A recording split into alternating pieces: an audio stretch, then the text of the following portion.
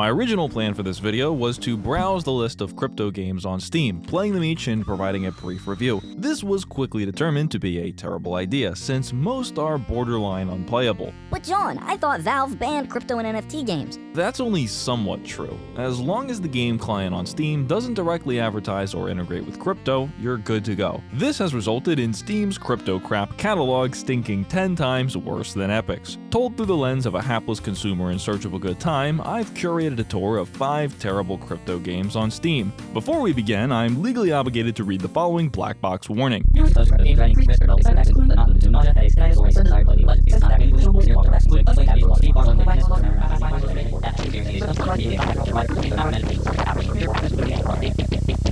Ask your doctor if Jauwn is right for you. Dive into FishVerse, the ultimate multiplayer fishing game. Experience realistic fishing, competitive duels, and global challenges. Catch various fish species, upgrade your gear, and race on boats. Download now for the best fishing experience. Judging by the gameplay trailer and screenshots on the store page, FishVerse attempts to put its best foot forward. Similar to a fish, this game has no legs. At a glance, it appears that FishVerse is some sort of mobile game, given the massive on-screen buttons. The surreal, flatly lit landscape and plasticine models scream Unity Asset Store, but who am I to judge? Maybe they had a coupon or something. Of those unfortunate enough to have downloaded the game, most are left unsatisfied, leading to an overall review score of mostly negative. Let's hear what the people have to say.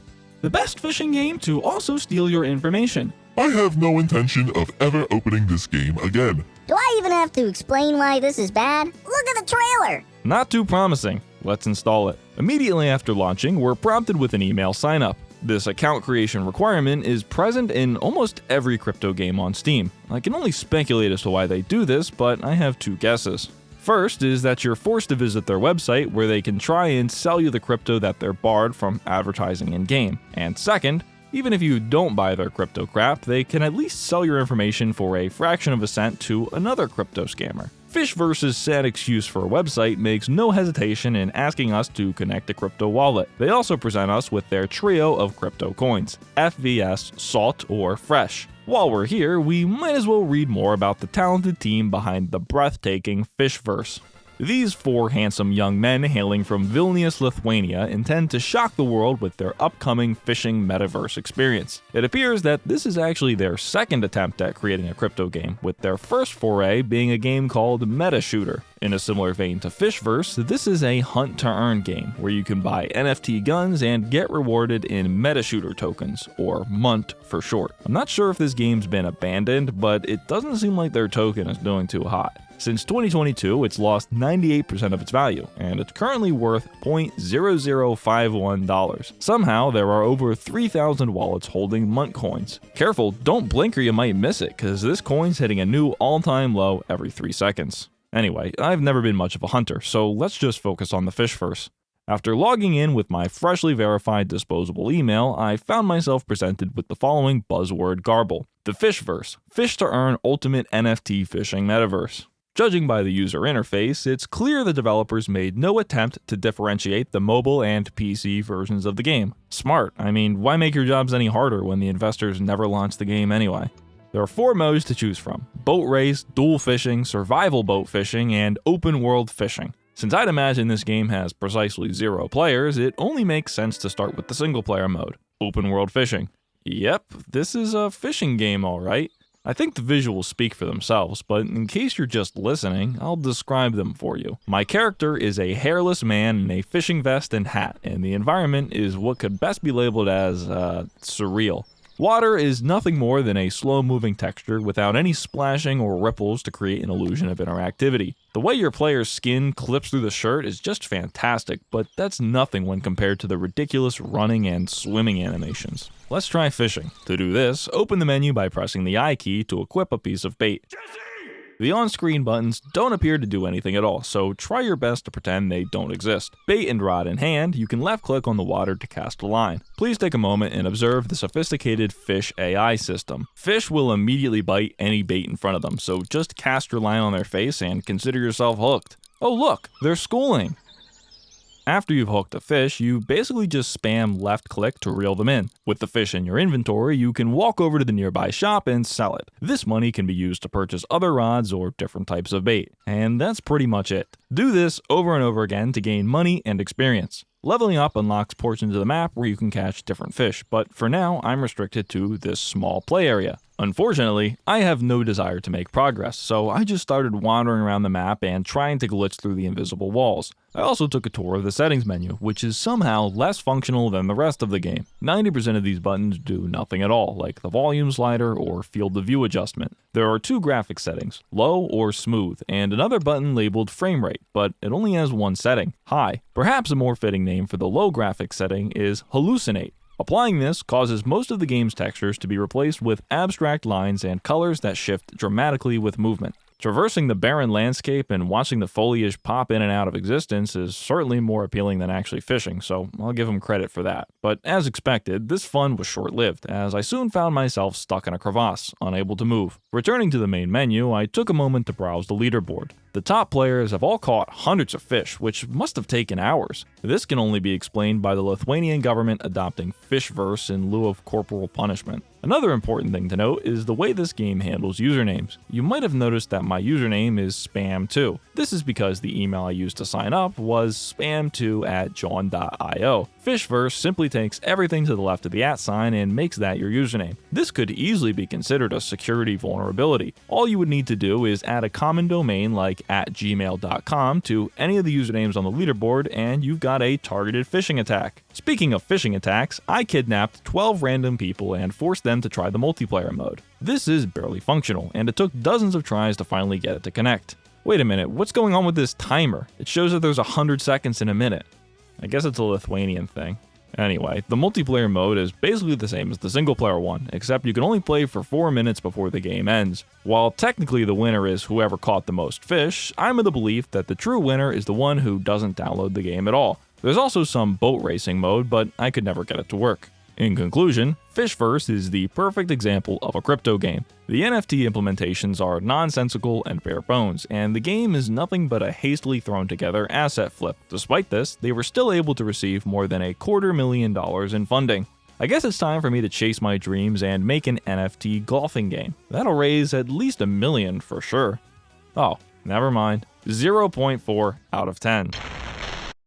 Phantom Galaxies is an epic sci-fi adventure with thrilling mecha combat. It has an average review score of mostly negative, but let's not let a bad score discourage us from trying something new. After waiting for the game's hefty 30 gigabytes to download, I launched it and encountered an immediate jump scare. Ugh, Animoca brands. These are the masterminds behind the adware/metaverse known as the Sandbox. Surely this can't be any worse than that, right? Animoca is just the publisher here. The developers are an Australian company named Blowfish Studios. Acquired by Animoca in 2021, they were brought on to develop the world's first AAA NFT MMORPG. Despite these lofty ambitions, history shows that Blowfish has really only ever been a publisher for low-budget indie or mobile games. Developing a massive space-based open-world MMO seems to be a bit of a leap. But remember, this is an NFT game. A single game design course in college is more than enough to qualify you for a lead engineer role at one of these companies. Continuing to the character creator, I was disappointed to learn that there is essentially no room for customization.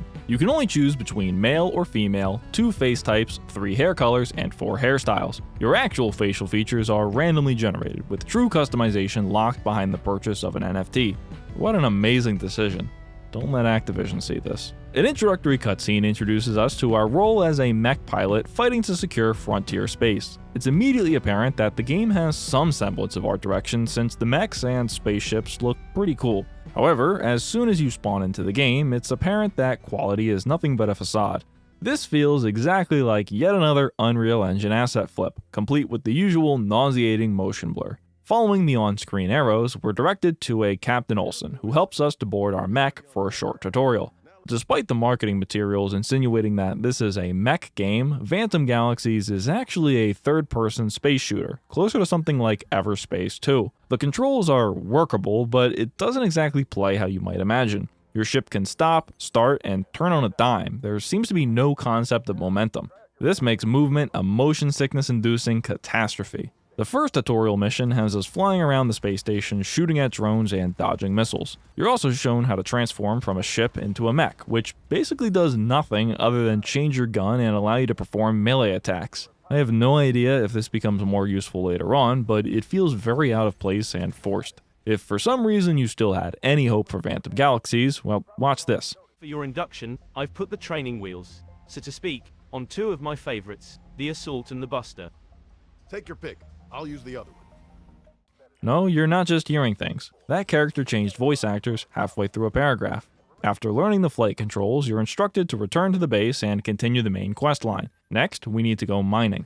You can travel the galaxy by flying into one of the warp gates and selecting a destination on the map. After a series of loading screens, you'll be teleported to an instanced environment where you can complete your mission in peace. Mining the ore takes all of a single left click, so as soon as you've done that, just return to the warp gate and teleport home. After this, we're tasked with the escort of a cargo ship. Here, we're given a taste of Phantom Galaxy's impressive 4 tick rate servers. Hit registration is abysmal, and enemies are almost impossible to hit due to them glitching and stuttering all over the place. Taking a lesson from Starfield, space travel in Phantom Galaxies is nothing more than clicking on a map and staring at a loading screen. I hope you like this artwork because you're going to be seeing it a lot. And not even 30 minutes into my play session, I experienced a game-breaking bug. On the 5th mission, you're required to perform a hacking minigame. After this, you're ambushed by dozens of enemies in every direction. The severe lag and rubber banding makes dodging and shooting 20 times more difficult than it should ever be, but luckily, the torturous experience was cut short due to my ship randomly exploding. I think this happened because I maxed out the heat meter, but I really have no idea. Regardless, once I had respawned, I teleported back to the location of the mission, but nothing happened. What am I supposed to do now? My quest log shows that the mission's complete, but I can't turn it in. Talking to the quest giver does nothing. Well, it would appear that I have soft-locked the game. I took a quick glance at the Phantom Galaxy's official Discord server to see if the issue was reported by others, and it seems to be a common occurrence. However, every time someone asks the question, nobody answers. I assume that those asking just give up and then uninstall the game. Since there's no way to abandon or retry the quest, I'm completely stuck. This is also the only quest I have available. Because of this, there is literally nothing I can do except delete my character and try again. What a great game. This is definitely worth the $20 million it raised. SteamDB shows that the game averages about 7 players per day. This is only a portion of the player base though. Since you can't earn any crypto from playing the Steam version, the loyal bag holders are all using the Epic Games version. But even then, it's not like the crypto is really worth anything. At a current price of 26 cents per, the game's Astrover token is down 90% from its all-time high. Currently, you are rewarded 2 Astrofer per 1,000 PvE kills. Wow, what a waste of time. It's clear that Phantom Galaxies is yet another failed attempt at creating an NFT game. Despite receiving millions of dollars in funding from NFT pre-sales, none of that money went towards the development of a functioning game. Digging through the game's files shows that there's only 30 story missions in total, aside from a handful of side missions. Also in here are a variety of asset packs from the Unreal Marketplace, such as Sci-Fi Prop Pack and Planet Creator 2. As usual, the use of ready-made assets isn't inherently bad, but when the rest of the game's already garbage, this is just the icing on the cake. As a humorous side note, Phantom Galaxies made an appearance on the hilariously bad crypto-themed ripoff of Shark Tank. Yes, this is a real show, and it's as stupid as it sounds. If it isn't obvious, I wouldn't recommend Phantom Galaxies to my worst enemy. The game is an unfinished disaster that is destined to become abandonware in less than a year, just like every other crypto game. 0.1 out of 10. An island, a bunch of dragons, and guns. Volt Inu's Sailor Club invites you to the greatest battle of your life. And by battle, we're referring to the one needed to get this game to launch. VDSC appears to be yet another third-person shooter battle royale asset flip, this time built around one of the most vulgar NFT collections ever created. These gaudy dragons are one-of-a-kind, provably unique idiot labels designed to fleece terminally online goobers from their hard-earned stimulus checks. Created during the height of the NFT bubble, the game was released in December 2023, and it currently has a mixed score from 74 reviews. Solid gameplay, really like it. Enjoy the Battle Royale style gameplay, don't miss out, people LFV. 10 out of 10, bullish, try it once and you'll be vaulted forever. I can use my VDSC NFT in the games and know that I can really connect to the game. What an eyesore! I hope you like the look of this main menu, cause it's all you'll ever see. After spending 5 minutes trying to host and connect to a game, we'd get kicked every time with an error message. Region max is 0. I can only imagine that this means the developers have locked the servers down since there's no longer anyone maintaining the game. In search of a solution, I attempted to join the official VDSC Discord server. It looks like their link has expired. Oops. Peaking at an all-time player count of 63 during its playtest period, there seems to have only ever been 3 occurrences in history where there were enough players to fill a 28-person lobby. Barely half of the playtesters would even return for the official launch, which just goes to show how quickly the NFT market cratered in 2023. It seems like these brainwashed bag holders are the sole positive reviews on the store page, a hallmark of any good crypto game. Without the ability to try it myself, I can't offer a rebuttal regarding the alleged quality of the game, but I can review the third-person shooter template it's based on. Yep, this is nothing more than a free demo game on the Unity Asset Store, reskinned with these dragon characters. The sheer abundance of these laughably low-effort shovelware battle royales is staggering. Anyway, this is garbage and should be removed from Steam since it simply doesn't work. It's nothing more than an email harvester. Please, do not download this. Unreviewable. MetaDOS is the next-gen battle royale game using the time as a currency concept. The players will fight on the island, loot the time from their enemies, and be the last man standing. If that doesn't get you excited, then just wait until you see the mostly negative review score. After yet another email sign-up and verification process, I'm asked to enter a nickname. Congratulations, MetaDOS! You've set a new world record for shortest playtime before encountering an obvious bug. 354 milliseconds! No matter what I enter in this field, it always fails, and clicking change does nothing.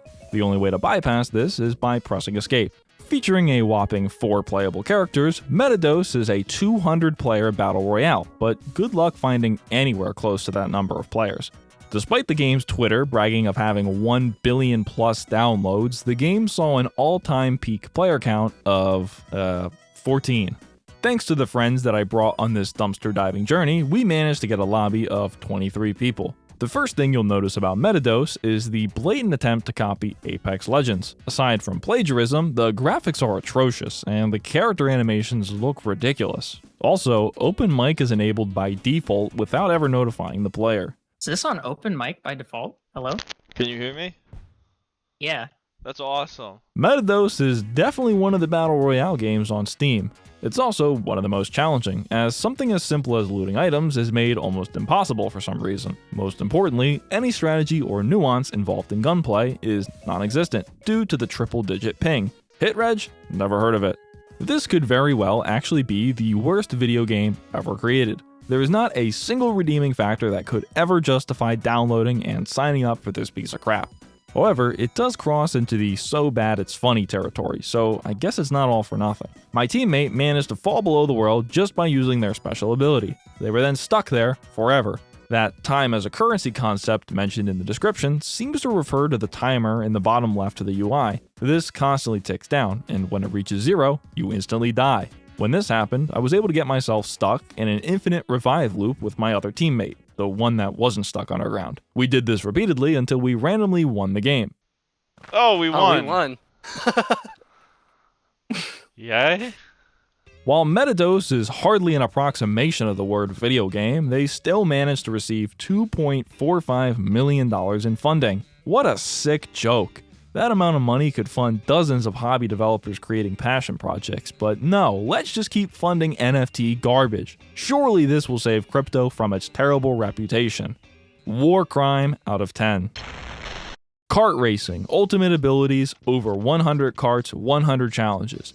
Apparently, this isn't technically a crypto game. While Oh Baby Kart is heavily rooted in crypto culture, it doesn't actually have any cryptocurrency or NFT integrations. Yeah, you know, crypto culture. Doge, Pepe the Frog, scamming people on Twitter, what's not to like? With an asking price of $20, Oh Baby Kart is currently in an open beta state. The game has an overall review score of positive, with only 2 negative reviews. Expectedly, these reviews have been bombarded with clown awards and comments from the other reviewers, who coincidentally all have NFT profile pictures. Oh Baby Kart is an always-online kart racer heavily inspired by the CTR and Mario Kart series. At a first glance, it looks a lot like a mobile game, but don't let your eyes deceive you. This is a PC exclusive. The graphics are not at all impressive given the high system requirements, and for some reason, the camera is placed way too close to the ground by default. There's also this atrocious lens flare that constantly pops up and completely blocks your character. I hate this. As far as gameplay goes, it's nothing special. It has your standard collection of offensive and defensive items, and it shares the same drifting system as CTR Nitro Fueled. There's an impressive collection of over 40 maps, but remember, quantity does not indicate quality. There's even a SpongeBob SquarePants themed course. I wonder how much that license cost. The map design here is generally uninteresting, as each map consists of roughly 20 generic and repeating assets plopped in the background. I like to call this kind of art style Roller Coaster Tycoon 3 Custom Level. Collision is extremely inconsistent, with obstacles and weapons having unclear or non-functioning hitboxes. For example, the beach ball weapon clips through the wall and leaves the map about half the time you use it, instead of bouncing off the wall like intended. Oh, the ball just went outside the map instead of bouncing. Oh, forget about open beta, close it. 4 cents.